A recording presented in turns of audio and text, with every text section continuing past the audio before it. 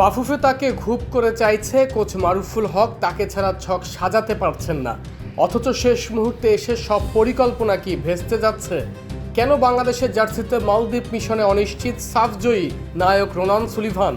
এর পেছনে কি বড় কোনো অভিমান নাকি অন্য কিছু? মালদ্বীপ ফুটবল অ্যাসোসিয়েশনের ৭৫ বছর পূর্তি জমকালো এই আয়োজনে আমন্ত্রণ জানানো হয়েছে বাংলাদেশকে। ১ থেকে ১০ জুন পর্যন্ত অনুষ্ঠিতব্য এই ৪ জাতি টুর্নামেন্টে বাংলাদেশের প্রতিপক্ষ হিসেবে থাকছে চিরপ্রতিদ্বন্দ্বী পাকিস্তান এবং আফগানিস্তান।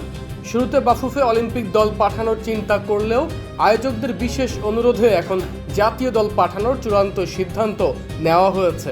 কিন্তু এই দল গঠন নিয়েই বেঁধেছে যত বিপত্তি।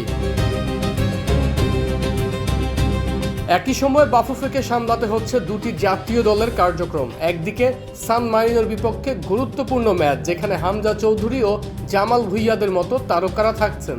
অন্যদিকে মালদ্বীপে পাঠানো হচ্ছে অপেক্ষাকৃত তরুণ ও প্রাণবন্ত এক স্কোয়াড। আর এই তরুণ দলের তুরুপের তাস হিসেবে ভাবা হচ্ছিল যুক্তরাষ্ট্র প্রবাসী স্ট্রাইকার রোনান সুলিভানকে। কিন্তু হুট করেই সামনে এলো এক বড় দুঃসংবাদ। রোনান সুলিভানকে দলে পাওয়া নিয়ে বাফুফের কপালে এখন চিন্তার ভাঁজ। সাফের পারফরমেন্স দেখে কোচ থেকে শুরু করে ভক্তরা সবাই আশায় ছিলেন রোনান এবার মালদ্বীপ কাঁপাবেন। কিন্তু বাফুফের সেই আশা কি পূরণ হবে? রোনান সুলিভান এই মুহূর্তে বাংলাদেশে আসার বিষয়ে কিছুটা অনাগ্রহ প্রকাশ করেছেন, তবে এর পেছনে কোনো ফুটবলীয় কারণ নেই। জানা গেছে ওই সময়ে রোনানের গুরুত্বপূর্ণ পরীক্ষা রয়েছে, আর সেই পরীক্ষার কারণেই তিনি লাল সবুজ জার্সি গায়ে মালদ্বীপ সফরে যেতে পারছেন না। একজন প্রফেশনাল অ্যাথলেট হওয়ার পাশাপাশি নিজের শিক্ষা জীবনকেও সমান গুরুত্ব দিচ্ছেন এই প্রবাসী ফুটবলার।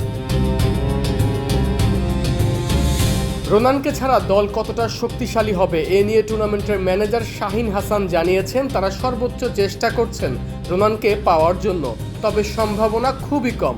তিনি আরও জানিয়েছেন, রোনানকে না পাওয়া গেলেও তানিন শালিকের মতো অন্যান্য প্রবাসী ফুটবলারদের পাওয়া যাবে। অর্থাৎ প্রবাসী কোটায় আরও নতুন কিছু মুখের দেখা যেতে পারে এই টুর্নামেন্টে। আরমান হাসান, কালবেলা।